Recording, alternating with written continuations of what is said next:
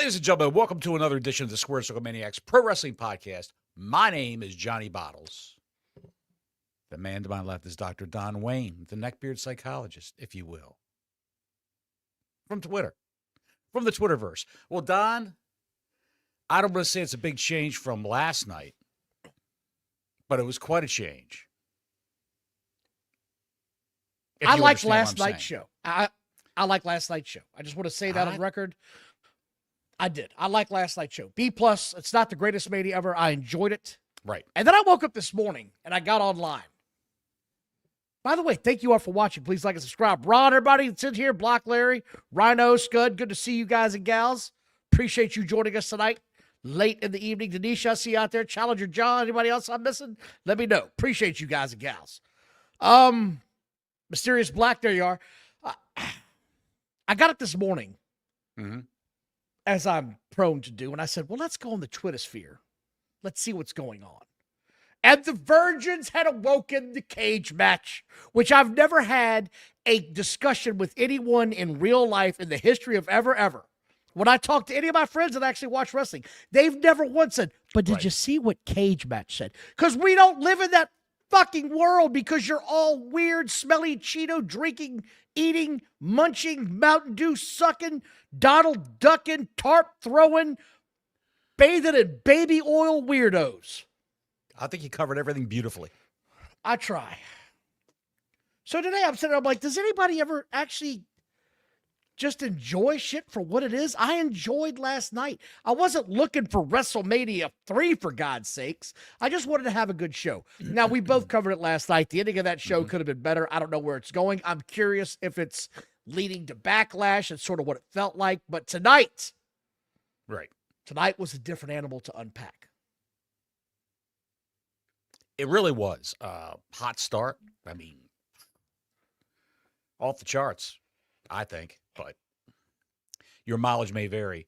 45-minute match to close. 45-minute match to close out the show. I thought it was great. Who knew old man CM Punk could do a match like that still? And we're going to talk about that last. I guarantee people were saying, oh, he's too old. Can't do it anymore. He's 47, 48 years old. It's over. And he proved them wrong tonight. But we got to start off with where it started off at. And this sort of got my attention, and I know why they did it, but I wouldn't have done it this way, right? I'm going to tell you that much right now. Right. I would have had the ladder match be the lead-in to the PLE and have Brock Lesnar be the first actual show once you had to go to the app. I felt like giving that match away was a little like, that's kind of a big swing, man. You know what I mean? Like, that's... Femi versus Brock Lesnar was one of the matches everybody was like, I gotta see that. Sure. I don't know why they gave it away. I mean, it's what a selling point to get the ESPN app. Right. The ESPN Plus app, or whatever they're calling it nowadays. You know, that's a hell of a selling point for that. Yeah. Oprah Femi versus Brock Lesnar. And it was just, it was everything we wanted and more. It was great. You and I have both said on this show, if it goes 12 minutes, consider yourself lucky. You're not going to have two giants like that pop at each other for 20, 30, 40 minutes, because you can't have that. You're going to run out of gas. That's a lot of oxygen they got to suck in to have something like that. Exactly. It's not like a UFC fight where it's broken up by rounds where you can take a little siesta. Yeah. And what got me was when Oba came out, the crowd was all about Oba. They cheered the shit out of this guy. Yeah. And I told the wife and the son when he started walking to the ring, I said, that's a long fucking way to do that dance walk. That's going to be a long way. And he got about 3/4 of the ring, was like, no, we're done. We're done with that. I'm out of gas already just doing that damn walk. I wonder if it's starting to get old for him doing that walk. Eventually, I'm sure it will, but right now, the nostalgia is still catching on. Like I've said on this show many a times, not all Raw and SmackDown viewers watch NXT. They just don't have enough time in their life. Right. They just don't. They got shit to do. They got bills to pay. They want to take the wife or the fiance or the, whoever out on a Friday night. Monday, shit, I got home. I'm working late, whatever. I'm just saying. But Brock Lesnar came out with Paul Heyman. And Brock Lesnar looked like $1 million. He's in he's looked like $1 million the past several months. He's gotten in tremendous shape. This match was hard hitting, Brock Lesnar laying in those German suplexes, bro. That is hard to watch. Because when it's happening, you're like, he might not be 300, but that's at least a 280-pound man. You're about to chuck over your head. And he's trusting you that you got enough ass to throw me. And he does it and makes it look easy, Bottles. Right. I said to myself, when Femi went up for that first suplex, I said, welcome to the big time, Oprah. Welcome to the big time. And the match went about like you thought. I didn't know who. I, honest to God, thought we were going to get a best-of-3 series. I thought maybe Brock would win this one with some sort of an outside Paul Heyman interference. But he lost clean in the ring. 1, 2, 3. 1, 2, 3. And what got my attention initially was that he just laid there and Oba walked out. Usually that guy gets his WrestleMania moment and he stays there, right? Right. So that sort of got my attention like, damn, is he going to get up and raise hell and demand a rematch and they fight again? What's going to happen here? And Oba just sort of pointed to him and walked away, and the camera comes back, and Brock is taking off his gloves. And I was like, okay, that's a weird move. And then he started unlacing his boots. And that's when I said, oh, shit, he's retiring. This is it. Yeah. This is over. Yeah. If it's true. Don't forget the Undertaker retired, too. Left his all his shit in the ring, the hat, the coat, and everything. And went on to have several matches after that. So yeah, but why did he have those several matches? Like, let's go down that rabbit hole. Well, I guess the Taker needs a little cash for a nice retirement. I don't know. I think it had more to do with Vince McMahon coming to his home and begging him and saying, I'll write you 7 figures. Just come back for a couple more because I don't have anybody that can replace you yet. I just don't have it. Right. It was planned. The retirement gimmick was planned in the ring. It just wasn't something that just happened spur of the moment because Femi walked off to let him do that in the ring. Otherwise, Brock would have rolled out with Heyman. He would have licked his wounds, made his way back up the ramp slowly, while Femi celebrated in the ring. So here was the thing, right? And I hear what you're saying about if he's actually retired. Gunther was the match we always hoped we would eventually get. It's not going to happen. Brock Lesnar has never done things the way fans expect or want. He's always walked his own walk and path in life. He's never done the conventional wrestling mindset. He left at the peak of his powers in 2004. He just walked out the door and said, I'm going to do something else. Then he walked into UFC and said, I'm going to have a little bit of training, but I'm pretty sure I can beat you guys' asses because I'm just that guy.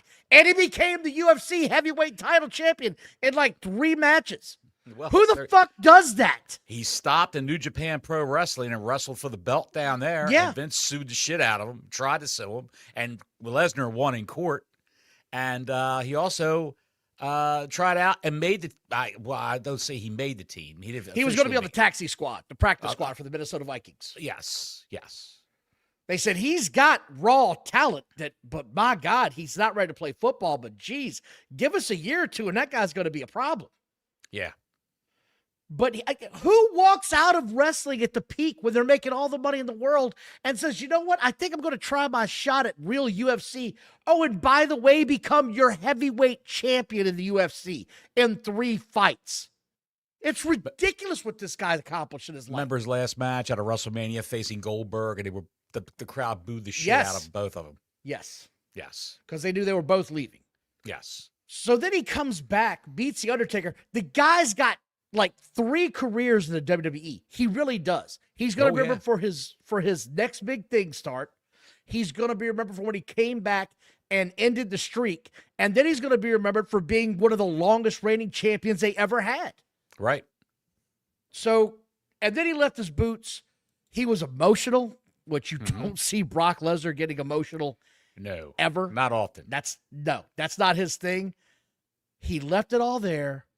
Left the ring and was thanking fans as he did. Paul Heyman was in tears, by the way. He was. Absolutely. So I in the back of my mind, I have no doubt in my mind, I think he's gone. I think this is the end. I think that's it. That's a wrap. Yeah, I do. Well, you never say never, but it sure felt like that's the end. Don, there's a SummerSlam in Minnesota this year, and I know. he's from Minnesota, Don. Swerve, bro, I'm leaving now because nothing's bigger than Mania. And I'm putting this young kid over as I walk out the door. Surprise Dave Meltzer and everybody else that said I was going to be at SummerSlam and that's where I'd walk out the door. Because, again, he's never done it his way. Thank you, Warrior. Gunther versus Lesnar at SummerSlam. Book it. No, I'm leaving, dog. That's it. I'm done. I'm I'm going to my 287-acre compound in Canada, and you will never see me again. I'll be wrangling steer, drinking beer, bouncing up and down on my pneumatic wife. So good for him, man. My rubber wife. I didn't see this rubber nowadays. I didn't see this coming. I am shocked this happened. It's always nice to get a surprise like this that you don't see coming at Mania. But I want to say this. Is this what this Mania is going to be remembered for? If it holds, that's what it's going to be remembered for, right? Well, it's got to be remembered for something, Don, because there wasn't a lot of things this weekend that are really noteworthy. It just seemed like a blase pay-per-view to me. But, hey, tonight, Lesnar and CM Punk and Roman Reigns went 45 minutes in the ring. So they can't take that away from night two. Why isn't they running a pattern now? Night one sort of sucks, and then night two just is tremendous. I didn't think night one sucked at all. I gave it a B+. So did you. It's Mania, and you're always wanting for the A+. I think that's what the problem is that if you don't get an A+ each night, you feel like, well, what the hell are we doing here? I'm okay with a B+ pay-per-view because let's be honest, most of their pay-per-views are C except for maybe 2 or 3. That's just the truth. And there's something to talk about in the fact the commercialization of WrestleMania is just completely out of control. It's out of control. There's nothing you can do, Bottles. There's nothing you can do about it. I understand that, but a lot of people aren't used to having all these freaking commercials, all these promotional pieces. If I have to hear about Hulk Hogan's documentary one more time, I'm going to open a vein with a squirrel's tooth. But that's because you're watching it on Netflix. We're not seeing that. You're not seeing that? No. Oh, dude, I saw that like every freaking 10 minutes. But that's what everybody's saying is that if you're watching on Netflix, you're getting all the Netflix shows over and over and over again. If you're watching on ESPN, you're getting a whole different set of commercials. Yes. But this is where it is now. This is where we are. This is where we are, and I think next they're going to have, Nestle's tattooed on Wade Barrett's forehead. They might start doing that. They might have, Rent-A-Center logo slapped on Michael Cole's face while he's commentating. Who the hell knows? Where else can you put commercials in these programs? Well, it's probably not going to be long before they actually start doing it like they do soccer, where it's on the boards on the outside and it just runs constantly throughout the show. Yeah. It's probably where we're headed to. Probably. Because that's the answer. That's actually the answer to get away from having these breaks. Because here's the other part of this, right? Wrestling fans have become accustomed to, after a match, you get the commentary in the back. You'll get a package that you're supposed to watch. You're going to get some other stuff going on, and then they'll cut back to the announcers, and they'll tell you what's coming up and why. You're not getting that now. No. You're not getting that. No. That's not happening right now. No. And I miss all that. I miss like the linear flow of a WrestleMania where it's nonstop WWE. They'll plug some of their own shit here and there, but I'm not seeing Papa John's commercials. I'm not seeing Snickers commercials. I'm not seeing, Cricket Wireless, where, WWE stars are in there yeeting. Yeet, yeet. $45 a line, yeet. I don't know. I can't stand that shit. It's just nonstop. If I had a break from it, I don't know, dude. I remember the glory days, the good old days, because I'm old. I remember, you remember the 80s and 90s of WWE? Of the pay-per-views, the original WrestleManias and all that. It was nonstop wrestling content. No commercials, None of that bullshit. And I know it's the 21st century. It's streaming. It's just a lot to get used to. And I feel that's the thing. That's the thing that we got away from pay-per-views. Yeah. Because this is a generating revenue and you're paying less for it. Let's be honest. and you're getting more for your buck. And you're gonna have to pay the cost somewhere, be it monetary or with your eyes. So which one do you want? Do you want to pay $80 for the pay-per-view or pay $30 for the ESPN True. and they throw you some commercials? So those are your dichotomies. Right. That's the dichotomy you have to live with. That's what you're in. This is where we painted ourselves because everybody said, I want to have all these separate shows. Well, you're getting them now and you're paying more instead of just having one damn cable package. That's where we are. Exactly. Now, having said that, the Intercontinental Championship. Yes. The ladder match with Penta, Javon Evans, Dragon Lee, JD McDonough, who is an absolute sociopath. That guy's a nut job, man. Some of the shit he did this match, get him checked out. Versus Rusev versus Rey Mysterio Jr. Before we went on, I checked the news to see if he's actually hurt, if he's hurt. Dude, and no supposedly shit. He's unscathed. He made it through a pay-per-view unscathed. God. Usually he kills himself at these pay-per-views, but JD McDonough in this match hit a backflip off the damn ladder with the guy in tow on his whatever it's called. I don't know what it's called. It's called the I'm an idiot move. I would never do that shit in a million years. He does it all the time. And he did it in the ring where he had the short landing spot. Because if they overshot that, they're in the ropes and somebody's getting hurt bad. I was like, what the fuck are y'all doing? He then took a Canadian destroyer off the top or off the ladder onto a ladder that was perched in between the ladder and the turnbuckle. And I said, y'all are out of your fucking minds. They're There's out no of their way. minds. There's no way I would let Penta do that to me. Onto a ladder. Off a ladder onto a ladder. No way. Javon Evans is made out of rubber. There's no other way to describe it. He's made out of rubber. That dude gets so much height on his jumps and his moves. When he dove out of the ring onto the guys with that flip, that sumbitch was 10 feet in the air if he was a foot. I said, what the hell is this guy doing? Unbelievable. The whole thing was great, and I got to thinking as I'm watching this, because Brock Lesnar was surprise one. We're getting to the end of a lot of these guys' careers, and it's going to end abruptly, and a lot of people aren't going to see it coming. Randy Orton is the last wrestler from that Ohio Valley wrestling class that's still going, and his end, I believe, is a lot closer than people think. Yes, I truly believe that. Oh, yeah. He doesn't need the money. He doesn't need the money to be doing this. I think he's just having one more last run. That's what this seems like. Do you believe the story that he was supposed to... He was supposed to win the championship last night, Don, according to the usual suspects. Yeah, sure he wasn't. It did seem like something was missing from that match, like a piece of business that they were supposed to do. That's missing from the match. As far as I'm concerned, that's what I thought. I don't believe that for a minute. I really don't. I think it was just a timing issue? Yeah, I just think the timing was a little off. That's all. I have no doubt that there was no one supposed to be interfering in that match, or they would have changed the entire ending from start to finish. They're not going to send them out there, and the guy calls in 5 minutes for the shit's supposed to be over with. Hey, I couldn't make it. That's why you have the calls that they have when you have to show up at the time you have. That's complete nonsensical bullshit to me. Right. WrestleMania is a time for returns, guest stars, special appearances. Yeah. And I'm curious. We've got this weekend Paige and Bianca Belair. Don't speak ill of Bianca. My wife will come in here and give you the riot act. I'm just saying. That's all we got. Beat you about the We didn't get anybody else. I'm not talking about who came back. I'm talking about the quantity of people who didn't. The quantity that came back. It was just 2.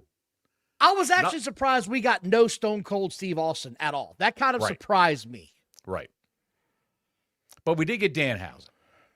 We're going to talk about that. Save that in your chamber. I want to finish up the Intercontinental title match. Yes. Penta's a star. I don't know how else to put it. The kids love that guy. He is super over. He does a million moves. He's got a cool gimmick. He won the match, but this entire match really showcased a lot of the younger stars that they have on the up and up. And I think the future is really bright for the mid-card in this company. It really is. Dragon Lee really showed he can go. He was letting his shit go. Javon Evans is just phenomenal with some of the stuff he does. Rusev was there to be like the bully. Rey Mysterio can't be long for this wrestling world. No. He looks slow tonight. And they needed a thick guy, a stocky guy as a base to do moves off of, and that's why there you go, exactly. There. Yeah. I didn't hate this. I enjoyed it. It was going to be a car wreck. I knew that coming in. I don't know how many times I said, oh, shit, watching this match, but it was more than once. I can say that. And when J.D. McDonough took that Mexican Destroyer, count me out, bro. I'm not doing that. I'm not doing that. I wish they would have let the camera linger longer on those two to see if, the guy's still alive. I said, leave it on there. Is he moving? They took that camera off so fast so that ref could go check on him because it was like, is he dead? Because the way he fell off the ladder looked like he was out. Done. So great camera work. Appreciate that. Then we get to a match that I did not have a lot of faith in, and I was seriously concerned with, and I was seriously contemplating if I should just go take a smoke break. But it was Jade Cargill and Rhea Ripley. It was the only women's card on the match. Rhea, you gotta eat, girl. I'm sorry about your disorder, but you gotta understand, you gotta have some ass if you want to be the powerhouse wrestler that you grew up being as far as in this company. You just got to. You gotta weigh around $160 if that's the kind of wrestler you want to portray. Right? She's got the physique she had when she first came into the company. I think she's smaller than when she first came in. I think she's smaller. No. When she first came into the company with the blonde hair and no tattoos, she was thin in NXT like she is now. And then she started putting on mass. Then she started putting on mass at the end of the NXT run and came into the main roster. Stocky, muscular. Not a Jordan Grace type, but you know what I mean. She had some meat on her bones. And I like the fact that she didn't have the dark eye makeup. Do something different. Even dye your good. Let your hair go back to blonde. She did tonight. She did something different with her makeup tonight. She had on red tonight, which I was like, that's a welcome change. That's a welcome look. It's freshened up. Yep. I did not have a lot of hopes on this match. This was a solid match. I really thought this was a good match. Right. Jade Cargill, dude, I don't know what they're doing with her behind the scenes, but her improvement over the past year is remarkable with what she can do in the ring now. It's phenomenally noticeably different. And tonight was a key component of that. I can't believe I said that. I know. I can't believe I'm saying that out loud. Just 2 weeks ago, we're talking about how ass she is in the ring. How horrible she is in the ring. She hasn't wrestled in months. Still awful in the ring. She was good tonight. Because she had somebody leading her through a match who's a maybe so, and you might be right, but I'm not going to say that tonight was a bad match. It was a good match. Did you notice the struggle at times within this match? It didn't look as fluid, and I like that a lot. A wrestling match shouldn't look like a choreographed play. It should look like a struggle at times. And CM Punk and Roman Reigns is a prime example of that to start off with. It looked like a real struggle. And the Ripley Jade Cargill match looked like a real struggle because they tried to rehearse it. She probably forgot a ton of shit, and Rhea had to talk her through it. That's all. That's all it was. That's fine. I enjoyed this, but Rhea Ripley won the match. Rhea Ripley won. She's back on top. I'm sure all the Rhea Ripley haters in the world are going to crash out, lose their shit, punch something, get over it. She's the biggest star in the company for a female. Well, last night because the boys in the hood are always hard. Come talking that trash, they'll pull your card. Don't quote me, boy, because I ain't said shit. And a very unsung version of that by the great Dynamite Hack. Have you heard that? I have not. I'll have to look it up. You haven't heard Boys in the Hood, the acoustic version by Dynamite Hack? Oh, wait, yes, where he's got Hank Williams singing it. No. Oh, you haven't heard that one? No, I've never heard that one. There was a group called... There was an alternative group in the mid-'90s called Dynamite Hack, and they recorded Boys in the Hood. It was on MTV all the time. And your favorite alternative station. They even played it on the rock stations because it got so popular. There's a guy called There I Ruined It, and he did that. So Oh, yeah. There I Ruined It. He also did Elvis Presley singing Baby Got Back. But I digress. Back to WrestleMania because we got right off a tangent right there. Sped right off the tracks. We got to get back to Sami Zayn and Trick Williams. Boo. What does Sami Zayn think when just I wouldn't say overnight, over a month, over the course of a month, he's just a torrent of shit falling all over him. People hate him now because he's wrestling Trick Williams.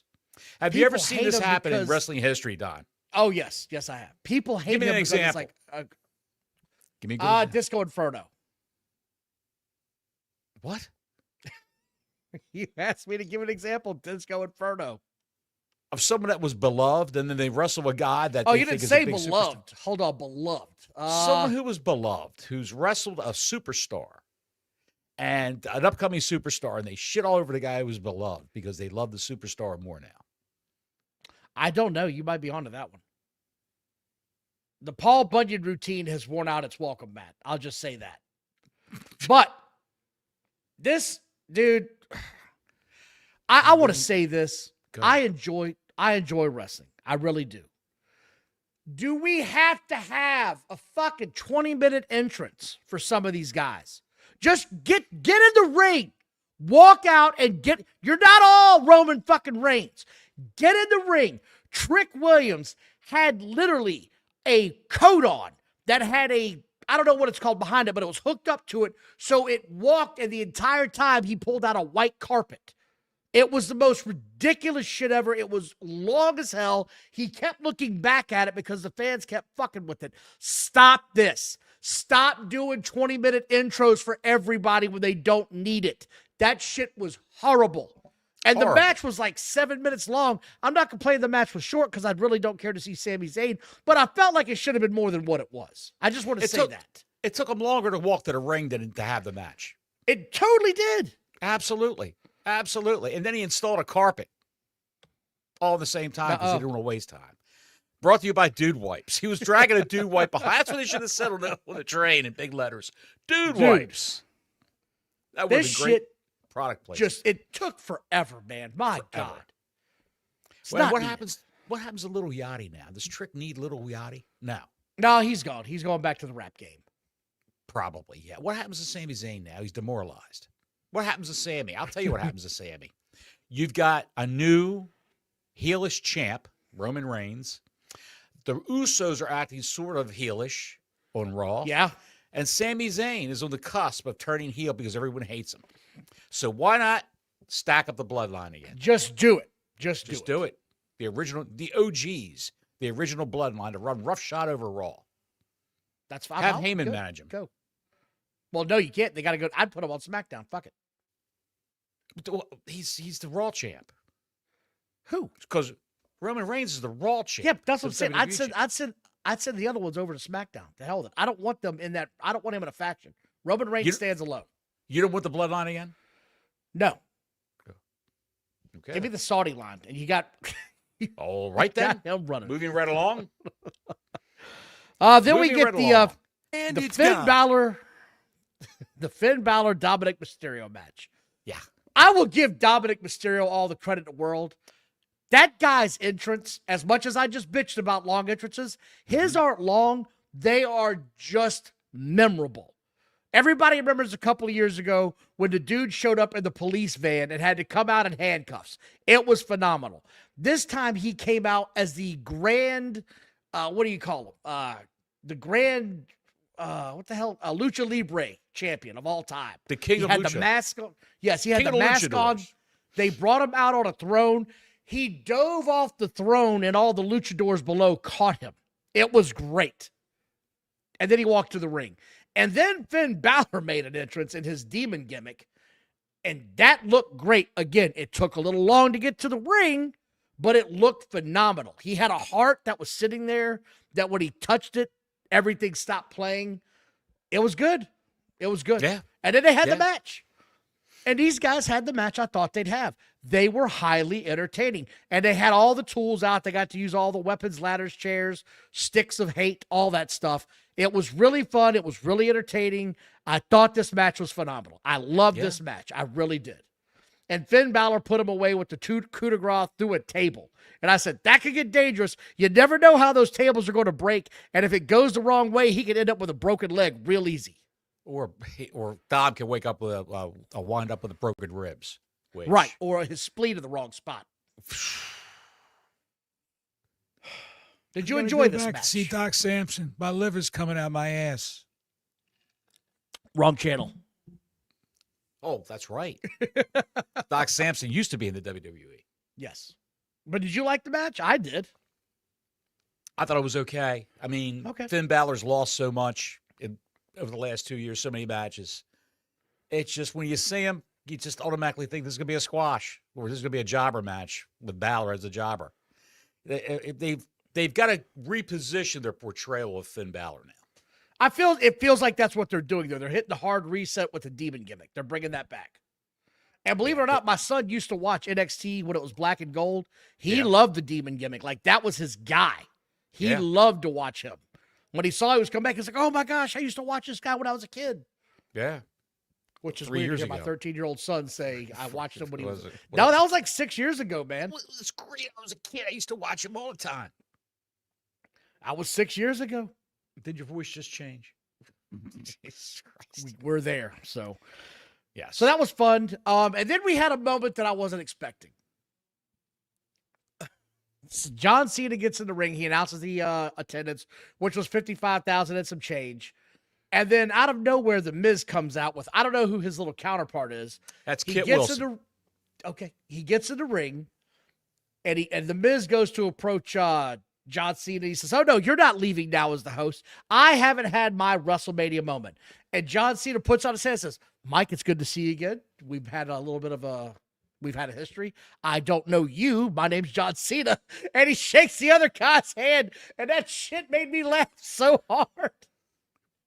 It's like he didn't know him, and he said, I want my moment. And John Cena said, have at it. Have your moment. I legit think John Cena didn't know who that guy was. I legit think I do too. Yeah. I don't know you, nor do I give a shit. Right. That's like saying, and you are? When you say, and you are? Yeah, exactly. Like, F you. I don't know who you are, but F you. And as The Miz begins to talk, Danhausen's music plays, and they cut to the ramp. I'm not the biggest Danhausen fan. I've already said that. I wasn't a fan of his gimmick to begin with. There is a moment in wrestling where you could have a comedy let me up segment, and they absolutely crushed this. There were 15 midgets, their words, not mine, dressed up as little Danhausens. As Danhausen came out in the Munsters type car, but it was a golf cart build of one, and comes down to the ring. And these little bastards surround the ring, dude. You know he's billed when they say where he's from. They say he's from 1311 Mockingbird Lane, right next door to the Munsters house. Yes, he does. This popped me. I said, okay, I shouldn't like this, but I do. This is highly entertaining. This is funny shit right here. He's surrounded by midgets, Wade. Their words, not ours. He's like Cole said that. Cole just wanted to verify. Oh, I'm calling them midgets, but they. And that's what he said. That's what they wanted to be called before you come at me on social media. Their words, not mine. Yes. So they get in the ring, and he pats one of them on the head, and he gives them the microphone, and he says something like, thank you, Nick Housen. And he says, excuse me, pardon me, and he walks around all the midgets to come to John Cena. He says, by the way, John Cena, I just want you to know, huge fan, love your work. Shakes his hand. The one guy, whatever his name was, starts talking shit. The midget bows back and punches him directly in the dick hole. Right, and it's hilarious. They all start jumping this dude. All the midgets start jumping this guy. It's phenomenal. Then Danhausen gives The Miz a good old-fashioned Becker poke, and he goes out of the ring. Danhausen does his skit where he's about to leave, throws down the smoke bomb, but he's still standing there. He's still standing there. And John Cena loses his shit because it's just hilarious. Danhausen goes running out of the ring to dive under the apron. Instead of just running up the ramp. Yes. I'm gonna make it look good. Block Larry for $2. Thank you, Block Larry. Midgets, Hartley Races, enter the chat. He does later. Folks, if you're watching this show and it's the first time you've ever been here on the Squared Circle Maniacs Pro Wrestling Podcast, please give us a like, give us a thumbs up, share this show with whoever you feel like you want to share it with. And enable the bell. Click the ring-a-ling on the ding-a-ling, please. And so you know when we're going to do shows like this. Enable those notifications. It helps our channel grow, believe it or not. And we need to grow. Then we get to the main event, which is CM Punk versus Roman Reigns. Yes. Thank you, Larry, by the way. And this, I said, okay, here we go. Here we go. Can't wait to see where this goes. They both come down to the ring. CM Punk has on a jacket. I noticed it right away. He had the King Harley Race's crown on his back, and he had names on his shoulders. I said, okay. And right on cue, Michael Cole went on to explain what it meant. It was people that had passed away that were former WWE employees or had left, and this was their first WrestleMania without them. And the jacket on the back was for Harley Race to honor him for all the times he had, mentored CM Punk. I thought this was a really great moment, in my opinion. This was really classy by him. Great move. Yes. I like that CM Punk kid. He throws a lot of class in the ring, unlike some of these other jackasses like that Danhausen fuck. Give me one of the midgets. I need him to drive me. He's going to drive me to Sarasota, Florida. Would Harley Race like these midgets? Oh, yeah. I like them a lot. They're footstools.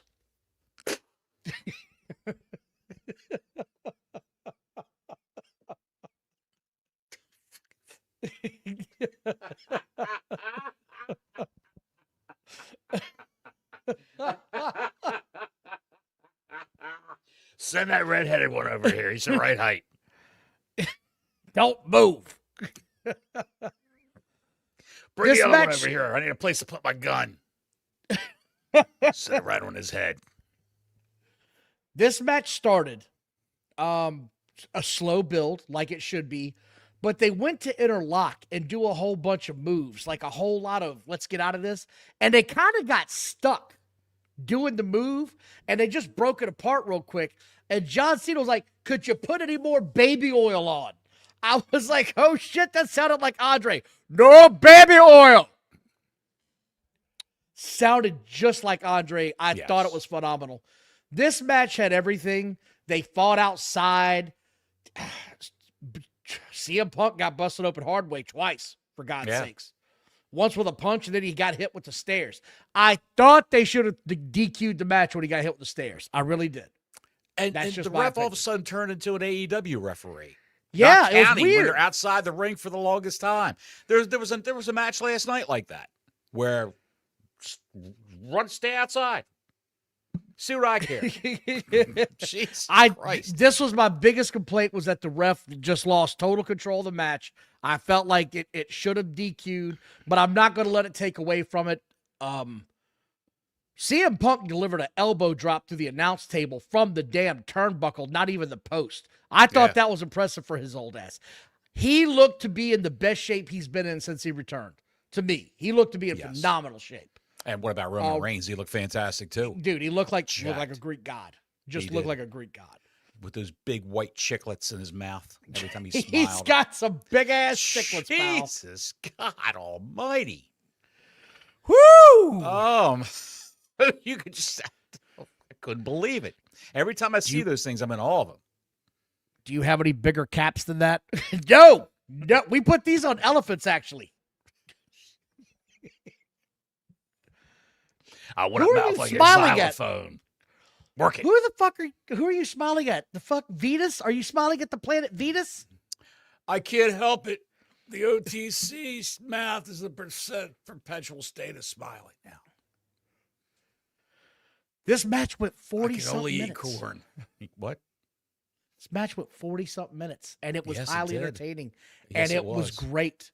And it, Oh, yeah. it built to the end to where CM Punk got him on his shoulders for a third go to sleep, and he just gave out. His body just collapsed in the middle of the ring.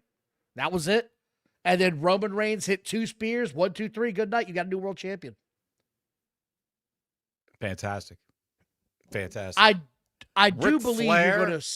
Ric Flair's in a bar in Tampa right now, still crying over the Roman Reigns win. If you didn't see tonight, somebody had a video of Ric Flair from last night. When Charlotte came out, he was in tears, crying his ass off. And all I could think was, you fucking Egyptian!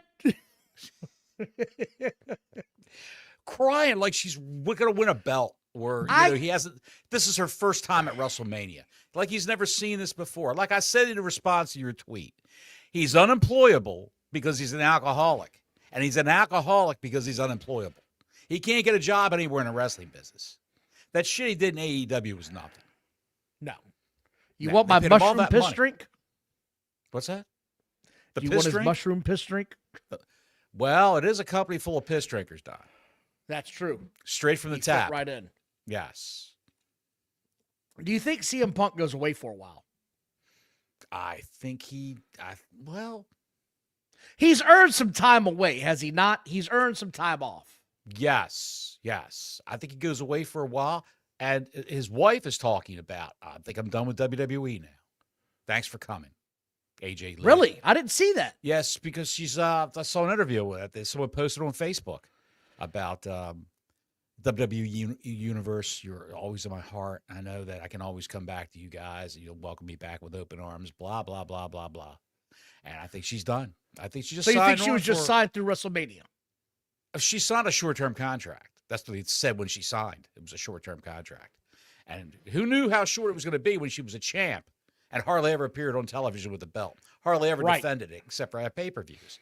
And now Alexa Bliss has said farewell to the WWE Universe on Twitter. Have you seen that? I did not see this. So Alexa's going home again. She's going home again. She says, like, we all couldn't do it without you, the WWE Universe. Thank you, Charlotte, blah, blah, blah, blah, blah. And thank you, WWE Locker Room, blah, blah, blah, blah, blah. And thank you for, my husband, Ryan, whatever her daughter's name is, and the whole 9 yards. Mother-in-law.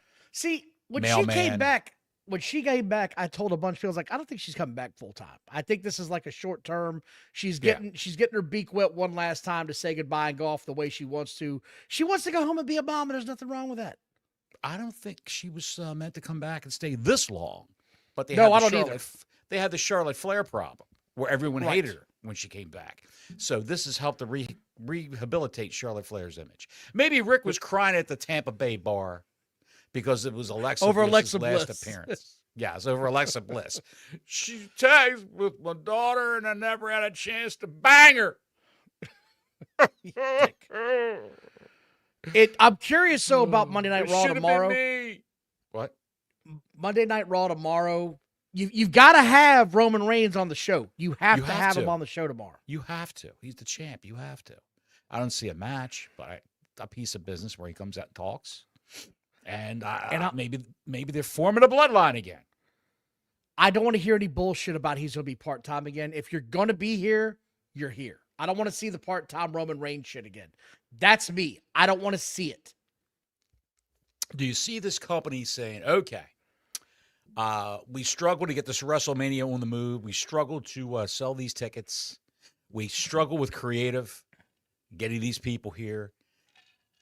Let's go ahead and call some people up from NXT. They've already done it.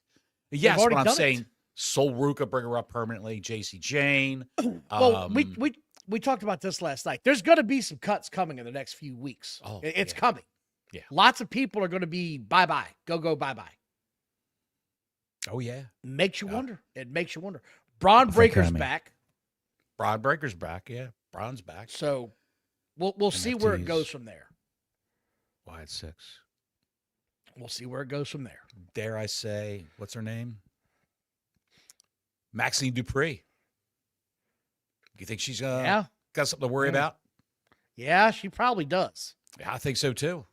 Nobody's buying that, that rehab a bit that she did training with Matt and Natty, and then she's fighting Natty, her mentor, and all that. Nobody bought any of that.